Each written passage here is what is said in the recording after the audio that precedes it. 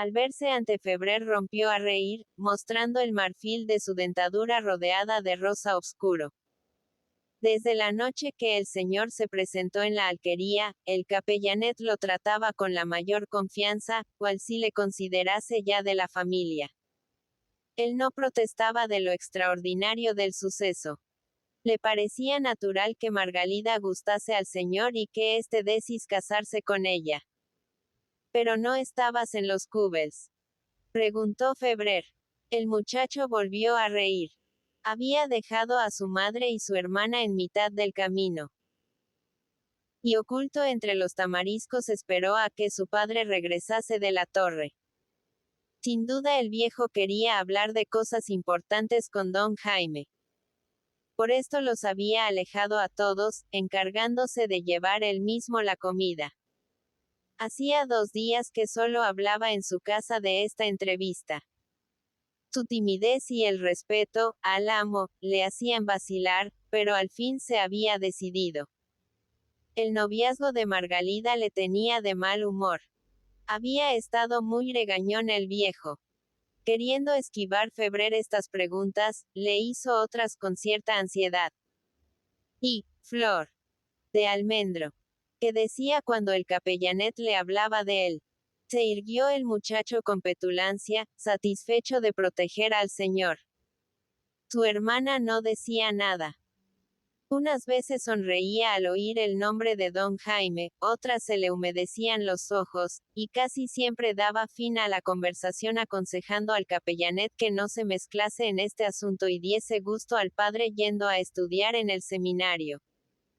Esto se arreglará, señor, continuó el muchacho, poseído de la nueva importancia de su persona. Se arreglará. Se lo digo yo. Estoy seguro de que mi hermana le quiere mucho. Pero le tiene cierto miedo, cierto respeto. ¿Quién podía esperar que usted se fijase en ella? En casa todos parecen locos. El padre pone mala cara y habla solo. La madre gime y se aclama a la Virgen. Margalida llora. Y mientras tanto, la gente cree que estamos de lo más alegres. Pero esto se arreglará, don Jaime. Yo se lo prometo. Preocupábale otra cosa, aparte de la voluntad de Margalida. Mientras hablaba, su pensamiento iba hacia sus antiguos amigos, los Atlots que cortejaban a Flor de Almendro. Atención, señor. Mucho ojo.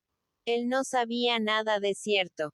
Hasta sospechaba que aquellos muchachos habían perdido la confianza en su persona, recatándose de hablar en su presencia. Pero seguramente tramaban algo.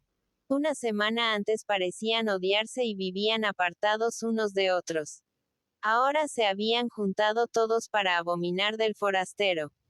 Callaban, pero su silencio era taciturno, poco tranquilizador. El único que gritaba y se movía con una cólera de cordero rabioso era el Cantó, irguiendo su cuerpo desmedrado de tísico, afirmando entre crueles toses su propósito de matar al mallorquín. Le han perdido a usted el respeto, don Jaime. Continuó el muchacho. Cuando le vieron entrar y sentarse al lado de mi hermana, quedaron como atontados. Yo también me quedé sin saber lo que veía, y eso que hace tiempo me daba el corazón que a usted no le era indiferente Margalida. Preguntaba usted demasiado por ella. Pero ahora ya se les ha pasado el susto, y van a hacer algo. Vaya si lo harán. Y no les falta razón. ¿Cuándo? Se ha visto en San José venir los forasteros a quitarles la novia a unos atlots que son los más valientes de la isla.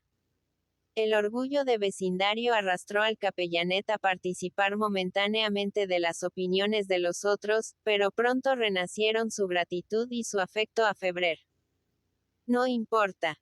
Usted la quiere, y basta. Porque ha de ir mi hermana a trabajar la tierra y pasar fatigas, cuando un señor como usted se fija en ella. Además. Y aquí sonreía maliciosamente el pilluelo.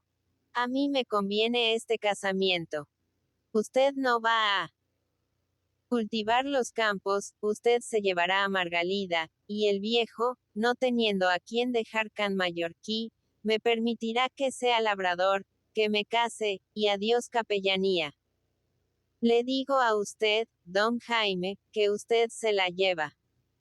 Aquí estoy yo, el capellanet, para pelearme con media isla en su defensa. Miraba a un lado y a otro, como si temiera encontrarse con los bigotes y los ojos severos de la Guardia Civil, y luego, tras una vacilación de hombre modesto que teme revelar su importancia, llevábase una mano a los riñones y tiraba del interior de la faja, sacando un cuchillo cuyo brillo y limpieza parecían hipnotizarle. Decía, admirando la tersura del acero virgen y mirando a Febrer.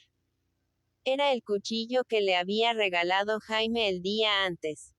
Como estaba de buen humor, había hecho arrodillarse al capellanet.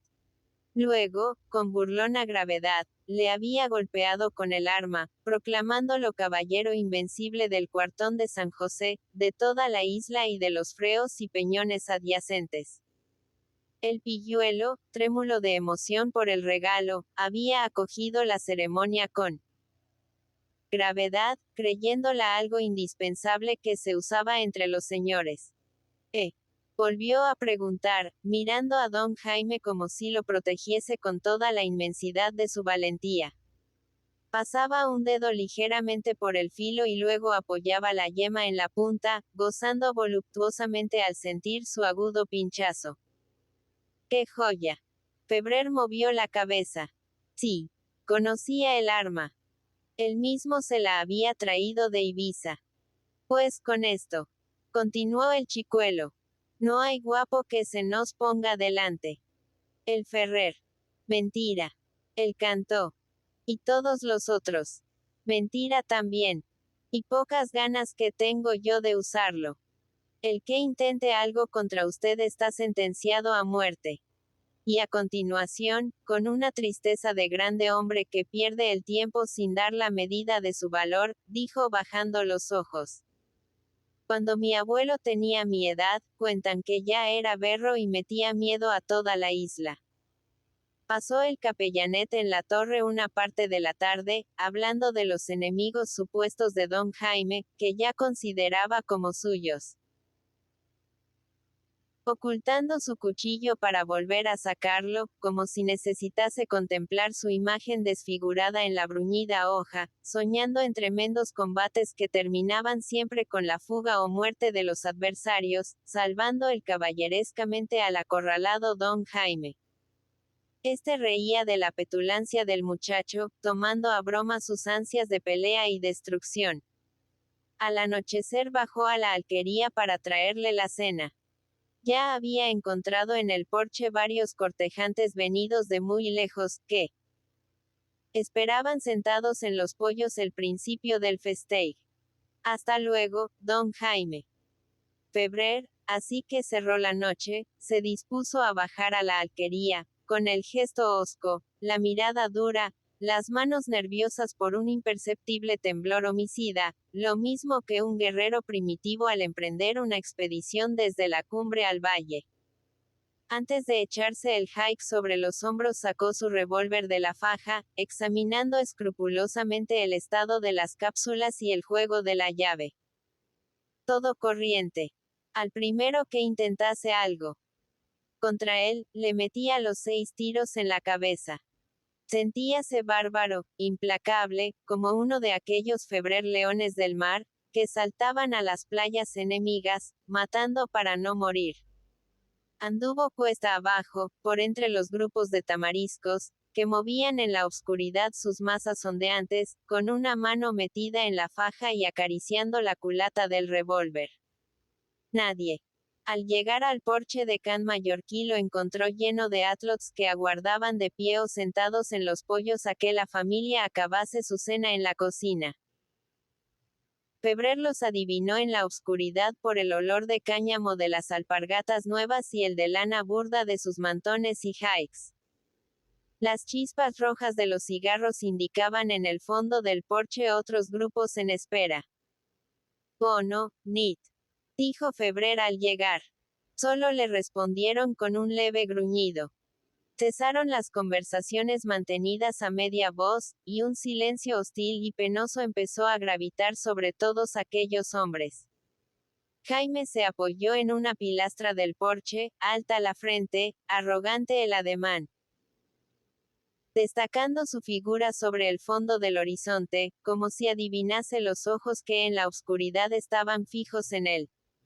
Sentía cierta emoción, pero no era de miedo. Casi llegó a olvidar a los enemigos que le rodeaban. Pensaba con inquietud en Margalida.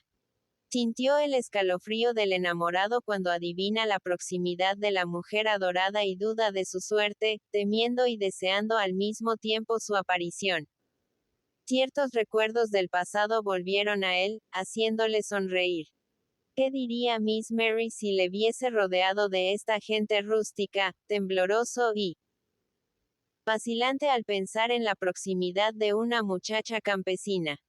¿Cómo reirían sus antiguas amigas de Madrid y de París al encontrarle en esta traza de campesino, dispuesto a matar por la conquista de una mujer casi igual a sus criadas? Se abrió la puerta de la alquería, que estaba entornada, marcándose en su rectángulo de luz rojiza la silueta de Pep. Avante els homens, dijo como un patriarca que comprende los anhelos de la juventud y ríe bondadosamente de ellos. Y los hombres entraron uno tras otro, saludando al señor Pep y los suyos, ocupando los bancos y sillas de la cocina como niños que llegan a la escuela. El payés de Can mallorquí, al reconocer al señor, hizo un gesto de asombro. Allí él esperando con los otros, como un simple pretendiente, sin atreverse a entrar en una casa que era suya. Febrer contestó con un encogimiento de hombros. Quería hacer lo mismo que los demás. Se imaginaba que de este modo le sería más fácil conseguir sus deseos. Nada que recordase su antigua condición de amigo. Respetable y de señor. Cortejante nada más. Pep le hizo sentar a su lado. Pretendió distraerlo con su conversación, pero él no apartaba los ojos de Flor de Almendro, que, fiel al ritual de los festejos, estaba en una silla, en el centro de la pieza, acogiendo con gestos de reina tímida la admiración de sus cortejantes. Fueron uno tras otro sentándose todos al lado de Margalida, que respondía en voz queda a sus palabras. Fingía no ver a don Jaime. Casi le volvía la espalda. Los pretendientes que aguardaban. Su vez estaban taciturnos, sin la alegre charla con que entretenían su espera en otras noches. Parecía que algo fúnebre pesaba sobre ellos, obligándolos a permanecer en silencio, con la vista baja y los labios apretados, como si en la habitación inmediata hubiese un muerto. Era la presencia del extraño, del intruso, ajeno a su clase y sus costumbres. Maldito mallorquín. Cuando hubieron pasado todos los mozos por la silla inmediata a Margalida, el señor se levantó.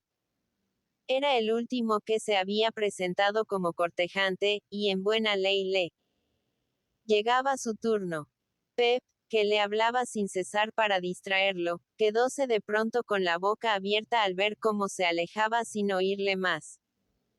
Sentóse al lado de Margalida, que parecía no verle, humillada la cabeza y fijos los ojos en sus rodillas. Todos los atlots quedaron en silencio, para que en el ambiente tranquilo resonasen las más leves palabras del forastero. Pero Pep, adivinando esta intención, comenzó a hablar fuerte con su mujer y su hijo sobre trabajos que debían de realizar al día siguiente. Margalida. Flor de Almendro. La voz de Febrer, como un susurro, acarició las orejas de la muchacha. Allí le tenía, para convencerla de que era amor, verdadero amor, lo que ella consideraba un capricho. Febrer no sabía aún ciertamente cómo había sido esto.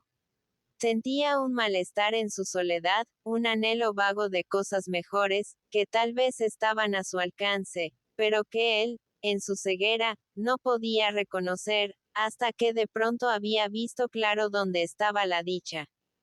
Y la dicha era ella. Margalida. Flor de almendro. Él no tenía juventud, él era pobre. Pero la amaba tanto. Una palabra nada más, algo que disipase la incertidumbre en que vivía. Y ella, al sentir más próxima la boca de Febrer, al percibir su aliento ardoroso, movió levemente la cabeza. No, no, váyase. Tengo miedo. Sus ojos se elevaron para mirar rápidamente a todos aquellos jóvenes morenos, de gesto trágico, que parecían quemarlos a los dos con sus pupilas de brasa. Miedo.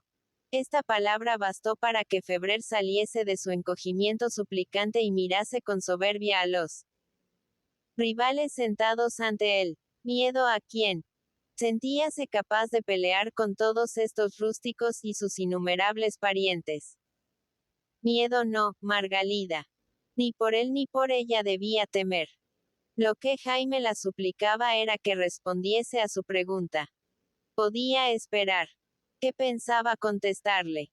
Pero Margalida permanecía silenciosa, descoloridos sus labios, pálidas las mejillas con una blancura lívida, moviendo los párpados para esconder tras el enrejado de las pestañas la humedad lacrimosa de sus ojos.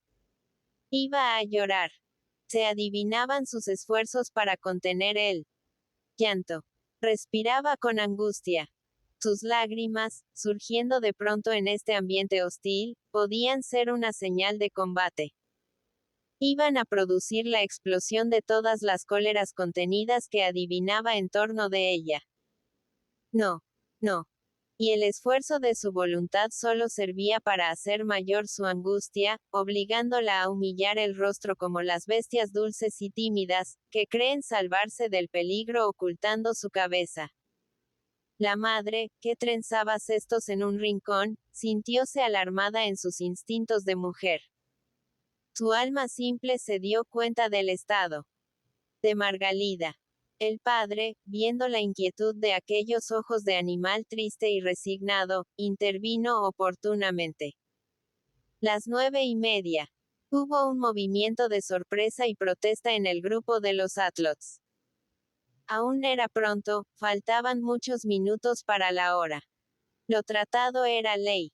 Pero Pep, con su testarudez de campesino, se hacía el sordo, repitiendo las mismas palabras mientras se ponía de pie e iba hacia la puerta, abriéndola completamente. Las 9:30. Cada uno era amo en su casa, y él hacía en la suya lo que creía mejor. Debía levantarse temprano al día siguiente.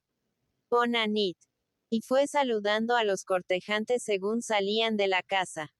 Al pasar Jaime ante él, sombrío y despechado, intentó retenerlo por un brazo. Debía esperar. Él le acompañaría hasta la torre. Miraba con inquietud al Ferrer, que se había quedado detrás de él, retardando voluntariamente su salida de la casa. Pero el señor no le contestó, librándose de su brazo con rudo movimiento. Sentíase furioso por el mutismo de Margalida, que consideraba un fracaso. Por la actitud hostil de los mozos. Por el modo insólito con que se había dado fin a la velada. Los Atlots dispersáronse en la sombra, sin gritos, relinchos ni canciones, como si volvieran de un entierro. Algo trágico flotaba en las tinieblas de la noche. Febrer siguió su camino sin volver la vista, deseoso de oír que alguien venía tras de sus pasos, tomando por misterioso arrastre de perseguidores los leves crujidos del ramaje de los tamariscos bajo la brisa nocturna. Al llegar al pie de la colina, donde los matorrales eran más espesos, se volvió, quedando inmóvil. Su silueta destacábase sobre la blancura del sendero a la luz vagorosa de las estrellas. Tenía el revólver en la diestra, apretando nerviosamente la culata, acariciando el gatillo con un dedo febril, ansioso de disparar. ¡Ay! No le seguiría alguien. No aparecería el berro o cualquiera de los otros enemigos. Transcurrió el tiempo sin que nadie se presentase. En torno de él, la vegetación silvestre, agrandada por la sombra y el misterio, parecía reír irónicamente de su cólera con grandes murmullos. Al fin, la fresca serenidad de la tierra soñolienta pareció penetrar en él.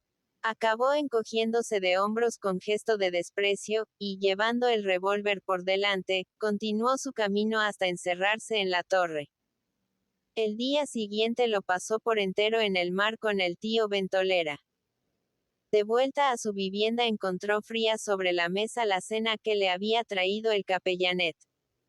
Unas cruces y el propio nombre de Febrer grabados en el muro a punta de acero le revelaron la visita del Atlot.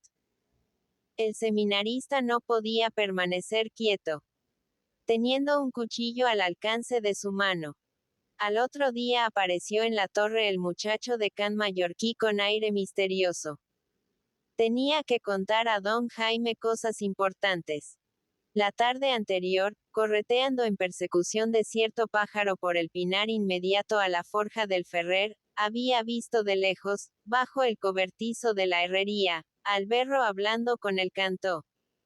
¿Y qué más?, preguntó Febrer, extrañándose de que el muchacho callase. Nada más. Le parecía poco. El cantón no era aficionado a las alturas, porque sus cuestas le hacían toser. Siempre andaba por los valles, sentándose bajo los almendros y las higueras para inventar sus trovos. Si había subido hasta la herrería, era indudablemente porque el Ferrer le habría llamado. Hablaban los dos con gran animación. El berro parecía darle consejos, y el pobrecillo le contestaba con gestos afirmativos. ¿Y qué?, volvió a preguntar Febrer. El capellanet pareció compadecerse de la simpleza del señor. Mucho ojo, don Jaime. Él no conocía a los de la isla. Esta conversación en la fragua le inspiraba cuidado. Estaban en sábado. Aquella noche era de festeig. De seguro que preparaban algo contra el señor, si se presentaba en can mallorquí. Febrer acogió tales palabras con un gesto de desprecio. Bajaría, a pesar de todo. Si creían que le inspiraban miedo. Lo que lamentaba era que tardasen tanto en atacarle. Pasó en belicosa nerviosidad todo el resto del día, deseando que llegara pronto el anochecer. Evitaba en sus paseos acercarse a can mallorquí, contemplándolo de lejos, con la esperanza de ver unos instantes la gentil figura de Margalida bajo el porche. No por esto osaba aproximarse, como si una irresistible timidez le cerrase el camino de la finca mientras brillaba el sol. Desde que era pretendiente no podía presentarse como amigo. Su llegada podía resultar embarazosa para la familia de Pep. Temía que la muchacha se ocultase al verle. Apenas se extinguió la luz del sol y comenzaron a brillar las estrellas en un cielo claro de invierno, Febrer descendió de la torre. Durante el breve camino hasta la alquería volvieron a renacer en su memoria los recuerdos del pasado, con una precisión irónica, lo mismo que en la anterior noche de cortejo. Si me viese Miss Mary, pensó, tal vez me comparase a un Sigfrido rústico yendo a matar el dragón que guarda el tesoro de Ibiza. Si me viesen otras mujeres que he conocido, y todo lo encontraban ridículo. Pero su amor se sobrepuso inmediatamente a tales recuerdos. Si le viesen. ¿Y qué? Margalida valía más que las hembras que él había conocido antes. Era la primera, la única. Todo en su historia pasada le parecía falso y artificial, como la vida que se muestra en los escenarios, pintada y cubierta de oropeles bajo una luz engañosa. Nunca había de volver a ese mundo de ficción. La realidad era lo presente. Al llegar al porche encontró reunidos a los cortejantes, que parecían discutir con voz ahogada. Al verle callaron instantáneamente. Bona nit. Nadie contestó. Ni siquiera le acogieron con el gruñido de la otra noche. Cuando Pep, abriendo la puerta, les dio entrada en la cocina, Febrer vio que el cantor llevaba el tamborcillo pendiente de un brazo y en la diestra la baqueta con que golpeaba el parche. Era noche de música. Unos atlots sonreían al ocupar sus puestos con expresión maligna, como regocijándose por adelantado de algo extraordinario. Otros, más serios, mostraban en su gesto el noble disgusto de los que temen presenciar una mala acción inevitable. El Ferrer permanecía impasible en uno de los rincones más apartados, buscando empequeñecerse, pasar inadvertido entre los camaradas. Hablaron con Margalida unos cuantos atlots, pero de pronto, viendo la silla libre, el cantor avanzó para sentarse en ella, sujetando el tambor entre la rodilla y un codo y apoyando la frente en su mano izquierda. La baqueta golpeó lentamente el parche, mientras sonaba un largo siseo reclamando silencio. Era un trovo nuevo. Todos los sábados traía versos el cantó, en honor de la atlota de la alquería. El encanto de la música bárbara y monótona, admirada desde la niñez, obligó a callar a todos. La santa emoción de la poesía hacía estremecerse por adelantado a estas almas simples.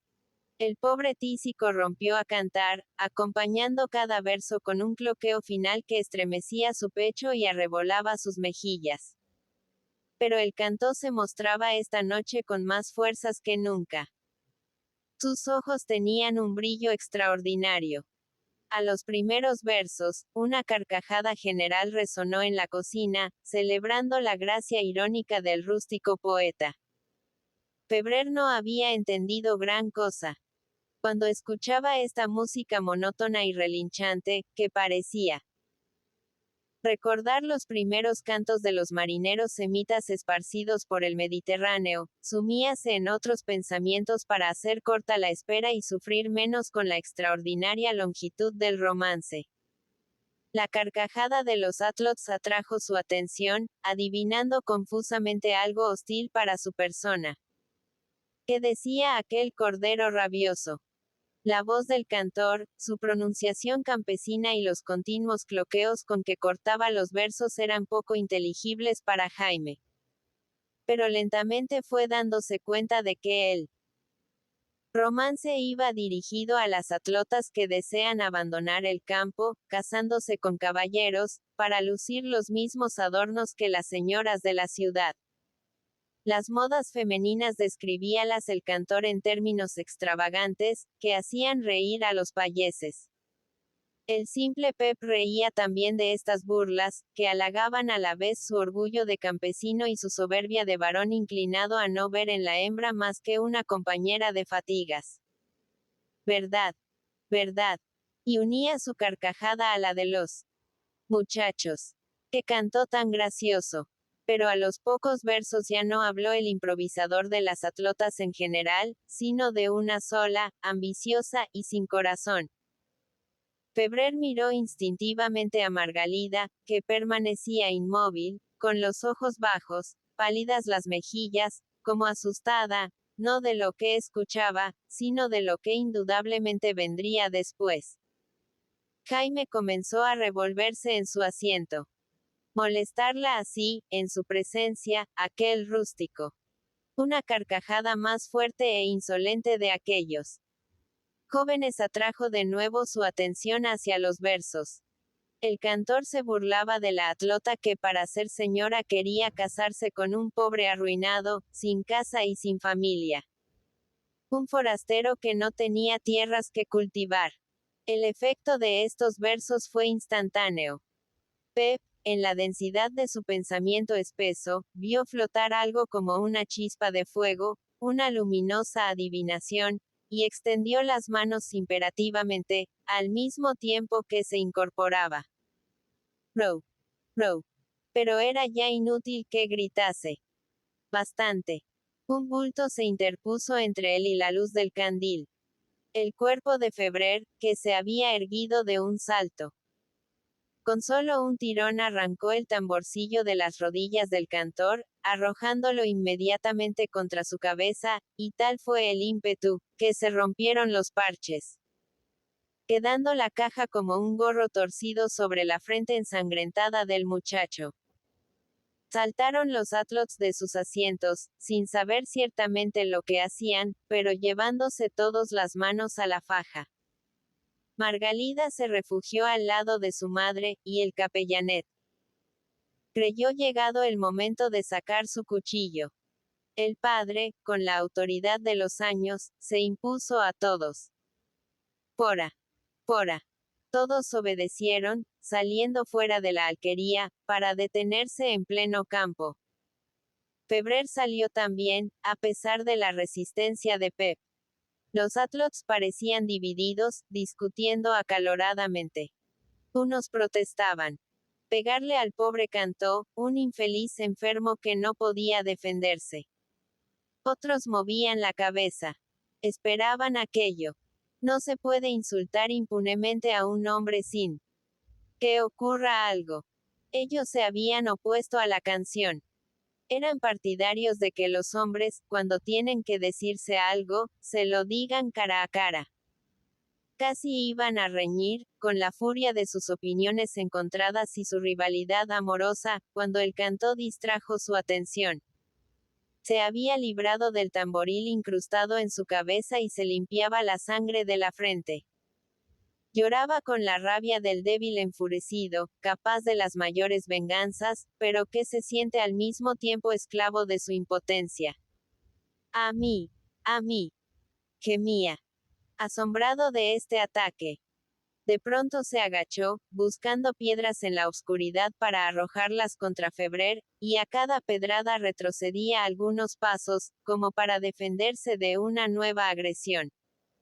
Los guijarros, despedidos por sus brazos débiles, fueron a perderse en la sombra o rebotaron contra el porche. Luego ya no silbaron más piedras. Algunos amigos del Cantó se lo llevaban casi a rastras en la oscuridad. Oyéronse sus gritos a lo lejos. Profería amenazas, juraba vengarse. Mataría al forastero. Él solo acabaría con el mallorquín. Este permaneció inmóvil, con una mano en la faja, entre tantos enemigos. Sentíase avergonzado de su arrebato. Pegarle al pobre Tísico. Para sofocar sus remordimientos, profirió en voz baja soberbios retos. Otro deseaba el que hubiese cantado. Y sus ojos buscaron al Ferrer, pero el temible berro había desaparecido. Cuando Febrer, media hora después, apaciguado ya el tumulto, volvía a su torre, detúvose varias veces en el camino, con el revólver en la diestra, como si esperase a alguien. Nadie. 2 a la mañana siguiente, apenas salido el sol, corrió el capellanet en busca de don Jaime, revelando en su gesto al entrar en la torre la importancia de las noticias de que era portador. En Can Mallorquí habían pasado todos mala noche. Margalida lloraba. La madre se había lamentado incesantemente de lo ocurrido. Señor, ¿qué pensarían de ellos las gentes del cuartón al saber que en su casa se pegaban los hombres como en una taberna? ¿Qué dirían las atlotas de su hija? Pero a Margalida la preocupaba poco la opinión de sus amigas. Otra cosa parecía interesarla. Algo que no acertaba a decir, pero la hacía verter lágrima tras lágrima. El señor Pep, luego de cerrar la puerta de la casa, se había paseado más de una hora por la cocina mascullando palabras y cerrando los puños. Aquel don Jaime. Empeñarse en conseguir lo que era imposible. Testarudo como todos los suyos. El capellanet tampoco había dormido, sintiendo nacer en su pensamiento de pequeño salvaje, astuto y receloso, una sospecha que poco a poco tomó la realidad de una certidumbre. Al entrar en la torre comunicó inmediatamente sus pensamientos a don Jaime. ¿Quién creía él que era el autor de la canción injuriosa? Él cantó. Pues no, señor. Era el Ferrer. Los versos los había inventado el otro, pero la intención era del malicioso berro. Este le había sugerido la idea de que insultase a don Jaime en pleno cortejo, contando con la seguridad de que no dejaría impune el agravio. Ya veía claro el muchacho el verdadero motivo de la entrevista de los dos cortejantes que él había sorprendido en el monte. Febrer acogió con un gesto de indiferencia esta noticia, a la que el capellanet daba gran importancia. ¿Y qué? El cantor insolente ya estaba castigado. Y en cuanto al berro, había huido de sus retos a la puerta de la alquería. Era un cobarde. Pepet movió la cabeza con incredulidad. Ojo, don Jaime. Él ignoraba las costumbres de los valientes de la tierra, las astucias de que se valían para asegurarse la impunidad en sus venganzas. Debía permanecer en guardia, ahora más que nunca. El Ferrer sabía lo que era el presidio, y no deseaba volver a él. Lo que acababa de hacer lo habían hecho otros berros antes. Se impacientó Jaime ante el aire misterioso y las palabras confusas del muchacho. ¿Para qué tapujos? Habla. El capellanet expuso al fin sus sospechas. Ya podía el herrero hacer lo que quisiera contra don Jaime.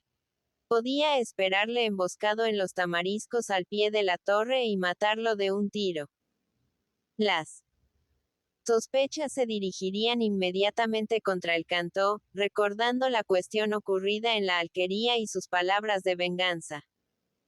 Con esto y con prepararse el berro una coartada, trasladándose a todo correr por los atajos a algún punto lejano donde todos le viesen, le sería fácil cumplir su venganza, sin peligro. ¡Ah! Exclamó Febrer poniéndose hosco, como si comprendiera de pronto toda la importancia de tales palabras. El muchacho, satisfecho de su superioridad, continuó dando consejos. Don Jaime debía vivir en adelante menos descuidado, cerrar la puerta de su torre, no hacer caso, apenas llegada la noche, de los gritos de fuera. Seguramente el berro pretendería inducirle a salir a la oscuridad con gritos de reto, con aullidos de desafío. Oncle aúquen durante la noche, usted quieto, don Jaime. Yo conozco eso. Continuó el capellanet con la importancia de un berro endurecido. Le gritará desde fuera, oculto en la maleza, con el arma preparada, y si sale, antes de que pueda verle le matará de un pistoletazo. Usted quieto en la torre. Estos consejos eran para la noche. De día, el señor podía salir sin miedo. Allí estaba él para acompañarlo a todas partes. Se erguía con bélica vanidad, llevándose una mano a la faja para cerciorarse de que el cuchillo no había desaparecido, pero su decepción era inmediata al ver el gesto de burlona gratitud de Febrer. Ría usted, don Jaime, búrlese de mí, pero de algo puedo yo servir. Vea usted cómo le aviso ahora el peligro. Hay que vivir en guardia. Con alguna mala idea ha preparado el Ferrer lo de la canción. Y miraba en torno, como un caudillo que se prepara para repeler un largo sitio. Sus ojos encontraron la escopeta colgando del muro entre los adornos de conchas. Muy bien. Debía cargar con bala los dos cañones, y encima un buen puñado de postas o perdigón grueso. Esto nunca está de más. Así lo hacía su glorioso abuelo. Después fruncía el entrecejo al ver el revólver abandonado sobre la mesa. Muy mal. Las armas cortas son para llevarlas encima a todas horas. Él dormía con el cuchillo sobre la panza. Y si entraba de pronto el enemigo sin dejarle tiempo para buscar el arma. La torre, que había presenciado en otros siglos ejecuciones y combates de piratas, cascarón de piedra de trágico vacío disimulado por la nítida enjalbegadura de los muros, atrajo luego la atención del muchacho. Iba hasta la puerta con lenta precaución, como si un enemigo le aguardase al pie de la escalera, y ocultando el cuerpo en el borde del muro, avanzaba solo un ojo y parte de la frente. Luego movía la cabeza con desaliento. Al asomarse de noche, aunque fuera con estas astucias, el enemigo, emboscado abajo, podía verlo, apuntándole con toda comodidad apoyados los codos en una rama o en una piedra, sin miedo a perder el tiro. Peor era aún echar el cuerpo fuera de la puerta y pretender bajar. Por obscura que fuese la noche, el enemigo podía escoger un punto de mira, una mancha del follaje, una estrella del horizonte, algo saliente en la oscuridad que se destacase junto a la escalera. Y al pasar el bulto negro del que bajaba, ocultando por un momento el objeto apuntado. Fuego y pieza segura. Eran enseñanzas oídas a graves varones que habían pasado meses enteros tras un ribazo o al abrigo de un tronco, con la culata junto a la mejilla y el ojo en el extremo del cañón, desde la puesta del sol hasta la aurora, aguardando a un antiguo amigo. No, al capellanet no le gustaba esta puerta con su escalera al aire libre. Había que buscar otra salida, y sus ojos fueron a la ventana, abriéndola luego para asomarse a ella. Con una agilidad simiesca, riendo de su descubrimiento, saltó sobre el alféizar y empezó a descender por el muro, buscando con pies y manos las desigualdades de la mampostería, los alvéolos profundos como peldaños que habían dejado los pedruscos al rodar desprendidos de la argamasa. Febrer se asomó a la ventana, y le vio al pie de la torre recogiendo su sombrero que se había caído y agitándolo en alto con expresión triunfante. Corrió luego el muchacho en torno de la base de la torre, y sus pasos resonaron poco después con bullicioso trote en los peldaños de madera, cerca de la puerta. Sí, es lo más fácil, gritó al entrar en la pieza, rojo de emoción por su descubrimiento. Sí, es una escalera de señores. Y comprendiendo la importancia de su descubrimiento, puso un gesto grave de misterio. Esto quedaba entre los dos. Ni una palabra a nadie. Era una salida preciosa, cuyo secreto había que guardar. El capellanet envidiaba a don Jaime. No tener él un enemigo que viniera a ahocarlo allí durante la noche. Mientras el ferrer aullase emboscado, con la vista fija en la escalera, él descendería por la ventana, a espaldas de la torre, y dando la vuelta silenciosamente, cazaría al cazador. ¡Qué golpe! Reía con salvaje complacencia, y en sus labios de rojo oscuro parecía despertar temblona la ferocidad de los gloriosos abuelos, que habían considerado la caza del hombre como el más noble de los ejercicios.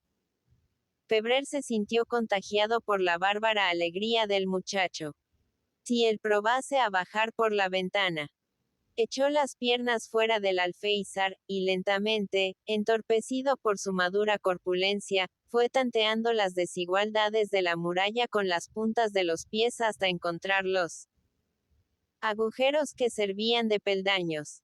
Descendió poco a poco, rodando bajo sus plantas algunas piedras sueltas, hasta que al fin puso los pies en tierra con un suspiro de satisfacción. Muy bien.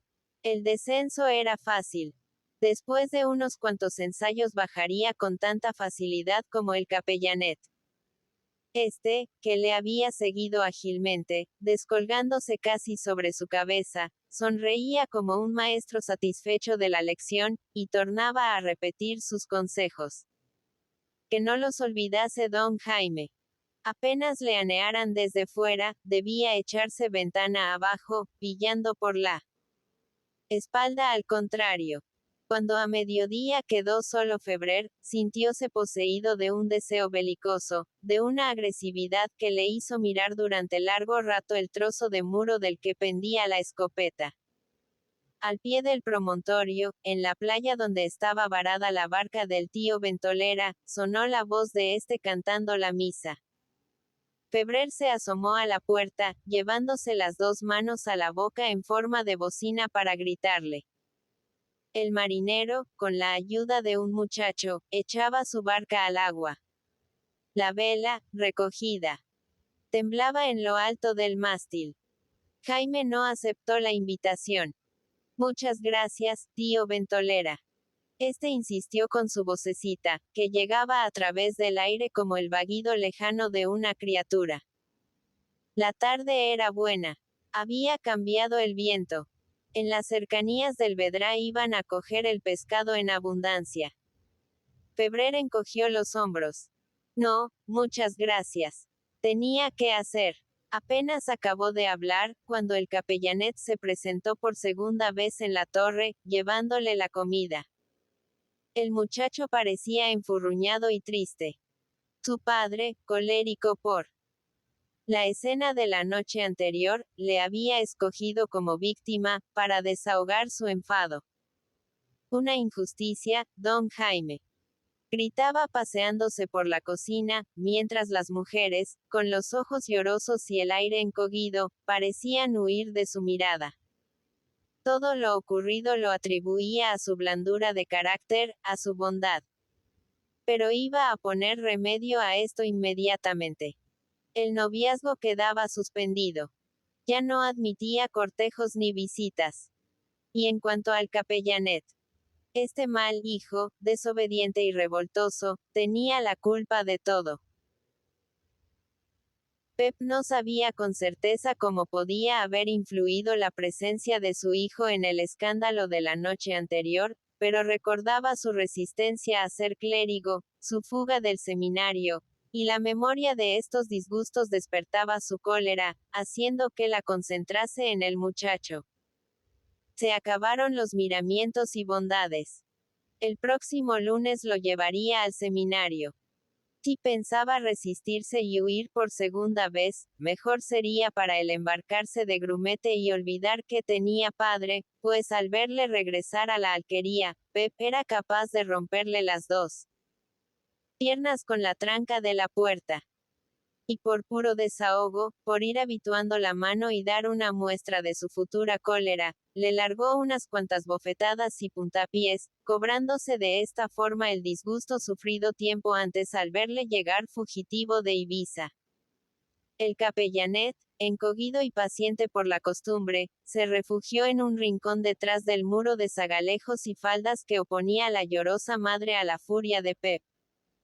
Pero al verse ahora en la torre y recordar la ofensa, rechinaba los dientes, con los ojos en blanco, las mejillas lívidas y los puños cerrados. ¡Qué injusticia! Así se pega a los hombres, sin motivo alguno, solo por desahogar el mal humor.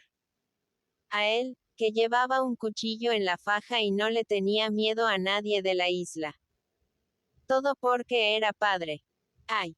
Esto de la paternidad y del respeto filial eran para el capellanet en aquellos momentos invenciones de cobardes, creadas únicamente para fastidiar y envilecer a los hombres de corazón. Y encima de los golpes, humillantes para su dignidad de bravo, la certeza del encierro en el seminario.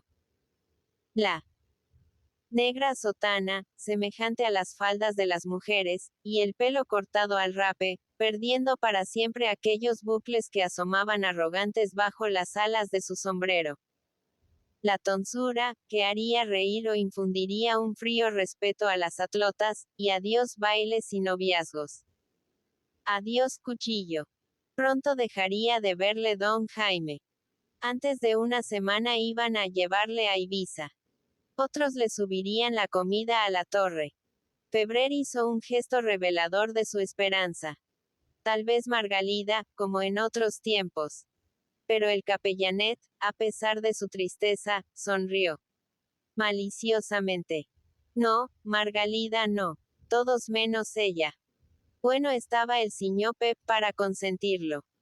Cuando la pobre madre, para defender a su atlot, había hablado tímidamente de lo necesario que era el muchacho en la casa para servir al señor, Pep estalló en nuevas vociferaciones. Él mismo se encargaría de llevar todos los días a la torre la comida de don Jaime, y si no su mujer, y si no buscarían una atlota que sirviese de criada a aquel señor, ya que se empeñaba en vivir cerca de ellos. No dijo más el capellanet. Pero Febrer adivinó las palabras que el buen payés debía haber lanzado contra él. Olvidaba, a impulsos de la cólera, su antiguo respeto. Sentíase enfurecido por la perturbación que acarreaba a la familia con su presencia. El muchacho volvió a la alquería mascullando propósitos vengativos, jurándose no ir al seminario, aunque ignoraba el modo de conseguirlo. Su resistencia tomó de pronto un tono de protección caballeresca. Abandonar a su amigo don Jaime cuando le veía rodeado de peligros.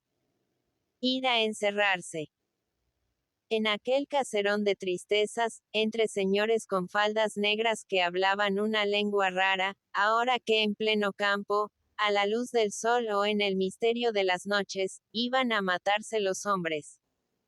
Ocurrir tan extraordinarios sucesos y no verlos él.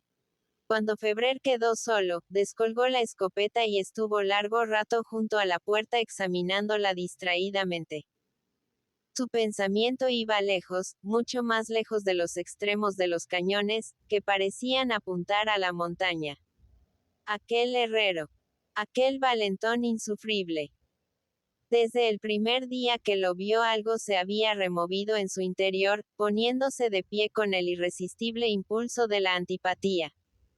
A aquel fantasmón lúgubre nadie en la isla le iba a pegar más que él.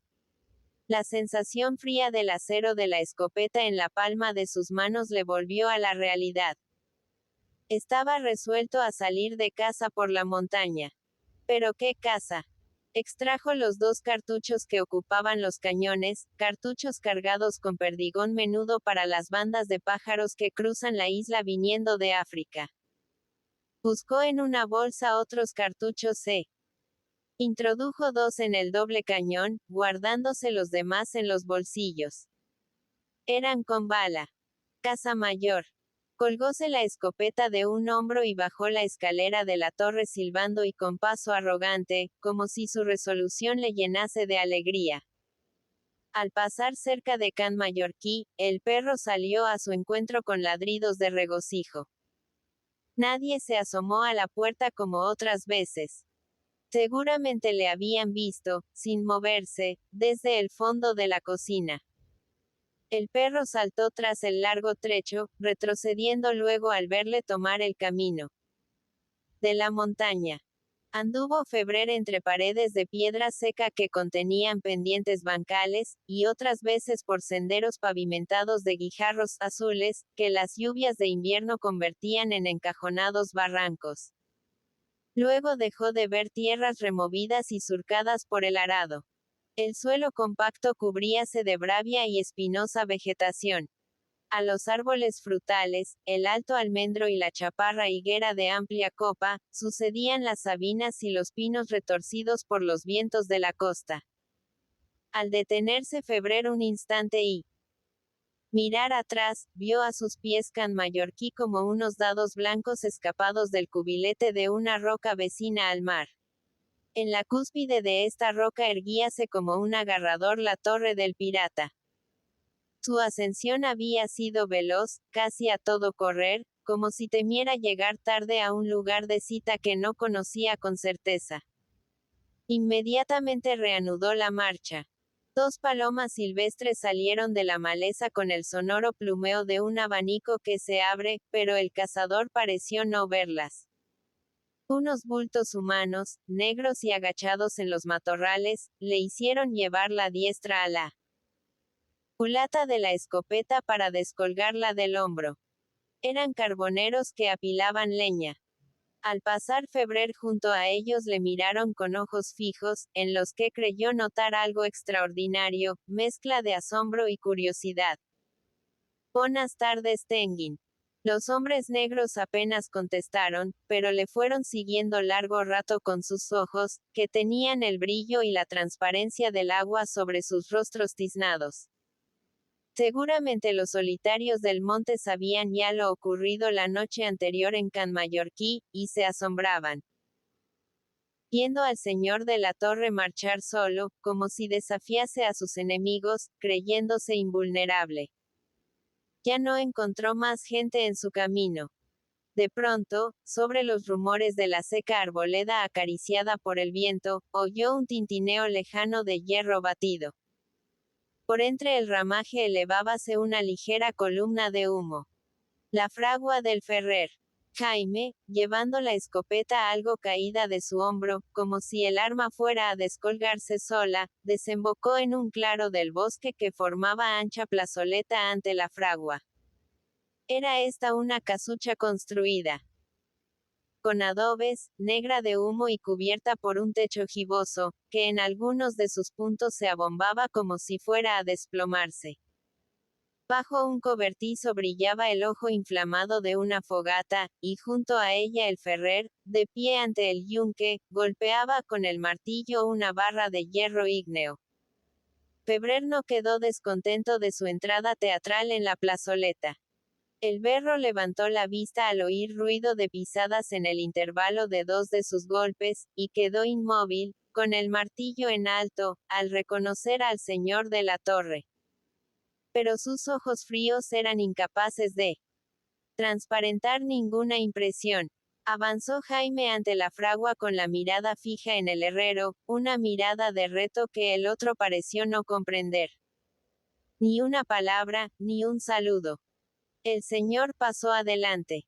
Pero al salir de la plazoleta se detuvo junto a uno de los primeros árboles y acabó por sentarse en sus raíces salientes, guardando la escopeta entre las piernas. Un orgullo de viril soberbia invadía el alma de Febrer. Estaba satisfecho de su arrogancia. ¿Quién podía ver aquel matón que venía a buscarlo en la soledad del monte, en su propia vivienda? ¿Quién podía convencerse de que no le tenía miedo? Y para demostrar mejor su serenidad, sacó la petaca de la faja y se puso a liar un cigarro. El martillo había vuelto a reanudar su tintineo sobre el metal. Jaime, desde su asiento, veía al Ferrer vuelto de espaldas a él con descuidada confianza, como si ignorara su presencia y solo le preocupase el examen de su trabajo. Esta calma desconcertó un poco a Febrer. Vive Dios. No había adivinado sus intenciones.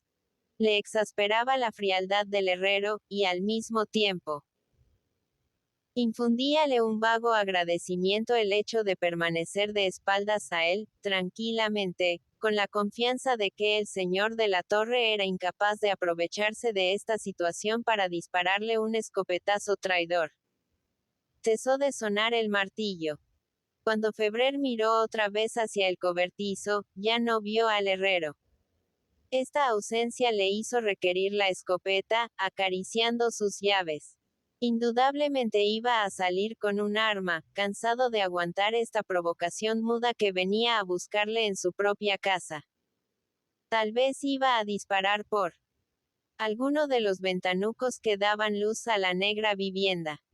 Debía precaverse contra una acechanza del antiguo presidiario, y se puso de pie, procurando disimular su cuerpo detrás del tronco de un árbol, no dejando visible más que un ojo. Alguien se movió en el interior de la casucha. Algo negro asomó indeciso en su puerta. Iba a salir el enemigo. Atención. Empuñó la escopeta para hacer fuego apenas se mostrase el extremo del arma enemiga. Pero quedó inmóvil y confuso al ver que era una falda negra rematada por unos pies desnudos dentro de viejas alpargatas, y sobre esto un busto mísero, encorvado y huesudo, una cabeza cobriza y arrugada, con solo un ojo, y ralos cabellos grises que dejaban brillar entre sus mechas el barniz de la calvicie. Febrer reconoció a la mujer. Era la tía del herrero, la tuerta de que le había hablado el capellanet, la única compañera del Ferrer en su bravia soledad. La vieja se plantó en el cobertizo con los brazos en jarras, echando adelante el flácido vientre abultado por los zagalejos, fijando su pupila única, inflamada por la cólera, en aquel intruso que venía a provocar a un hombre de bien en medio de su trabajo. Miraba a Jaime con la fiera acometividad de la mujer que, segura del respeto que infunde su sexo, es más audaz e impetuosa que el hombre. Mascullaba amenazas e insultos que el señor no podía oír, furiosa de que alguien se atreviera contra su sobrino, amado cachorro en el que había puesto su esterilidad todos los ardores de una madre fracasada. Jaime se dio cuenta repentinamente de lo odioso de su acción. Un hombre como él venir a provocar en pleno día a otro, en su propia casa. La vieja tenía razón para insultarle. El matón no era el Ferrer. Era él, señor de la Torre, descendiente de tantos varones ilustres y orgulloso de su origen. La vergüenza le hizo tímido, sumiéndolo en torpe confusión. No sabía cómo irse ni por dónde escapar. Al fin se echó la escopeta al hombro, y con la vista en alto, como si persiguiese a un pájaro que saltaba de rama en rama, emprendió la marcha por entre los árboles y la maleza.